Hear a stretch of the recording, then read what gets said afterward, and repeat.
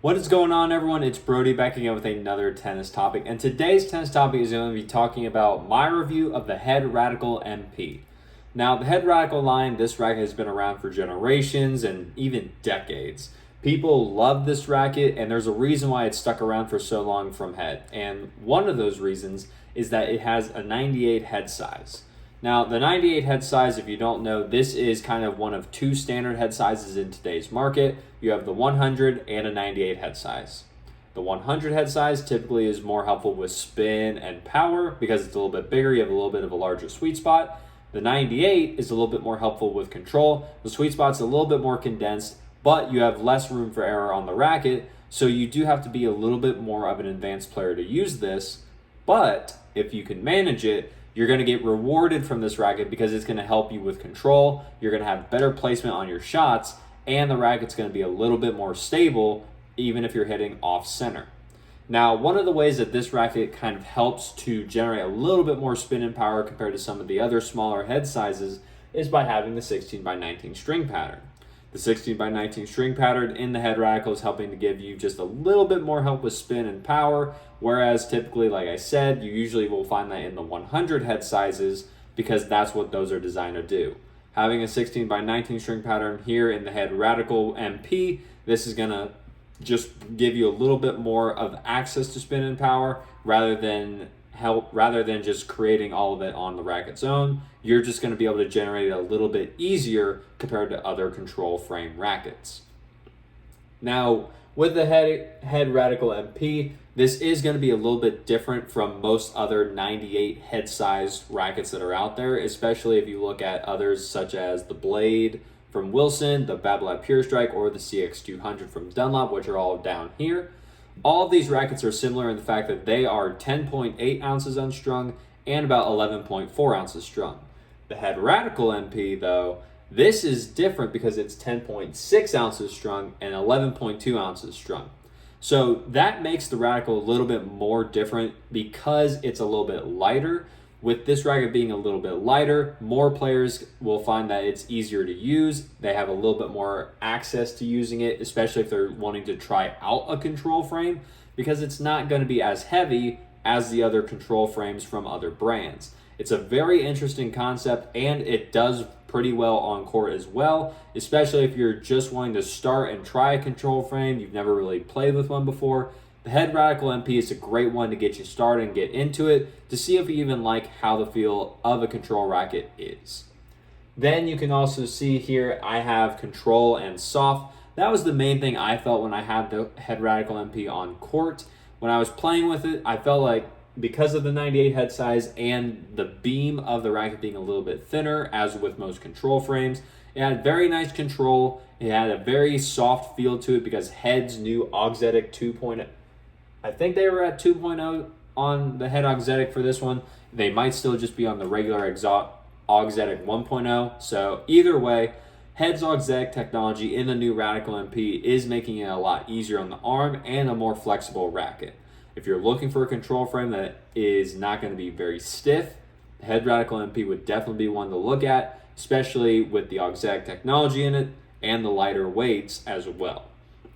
Now, on here, I also do want to say that the Head Radical MP, when I was playing with it on court, the very first few times I took it out to play with it, I was like, this is kind of weird. I wasn't having the best feeling off of it.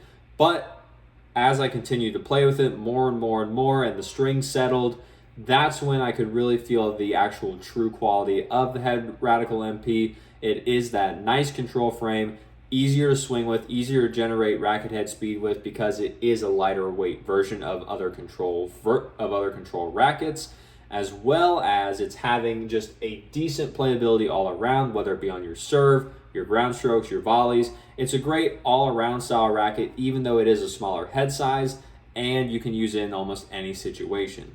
One thing I felt was that the feeling on the Head Radical MP wasn't as, I'll say, it didn't give as much feedback as some of the other control frames.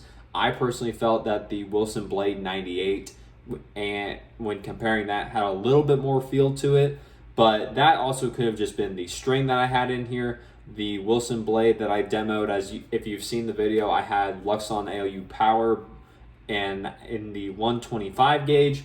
Here, I believe I put in Yonex Polytour Rev, and that was the 130. So, of course, it's going to have a different feel. It's a different gauge, but even with comparing the two rackets side by side without the string, the blades still seem to have a little bit more of the actual feel to it. I would have felt a bit more connected to the ball as well as the string, whereas the Head Radical, you had a little bit more of a deader feeling in my opinion, and that's where if you are someone who really wants a lot of feedback from your racket, you may not want to go with the Head Radical. You may want to look at other control frames, but if you want the racket that's going to be easier on your arm, not as much feedback into your wrist or anything, and you are really just looking for the more help with control, that's where the Head Radical will come in.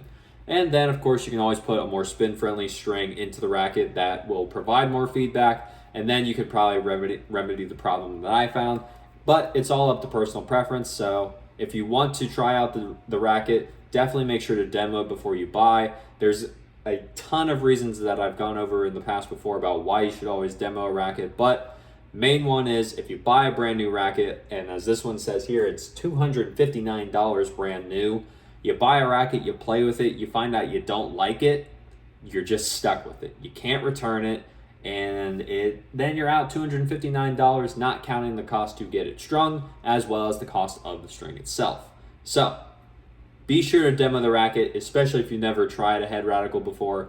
It's definitely one to look into if you're wanting a control frame, mainly because it's going to be, like I said, lighter, easier for more players to get into, and just have a very nice playability to it from anywhere on the court.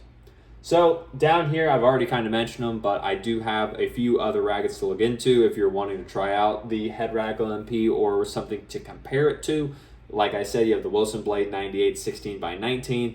You have the Babolat Pure Strike 16x19, the 98 as well. And then you have the Dunlop CX200 in the 98 head size and 16x19. If you haven't noticed the pattern yet, you'll notice it again. You'll probably should pick up on it by now. 98 head sizes, 16x19 string patterns.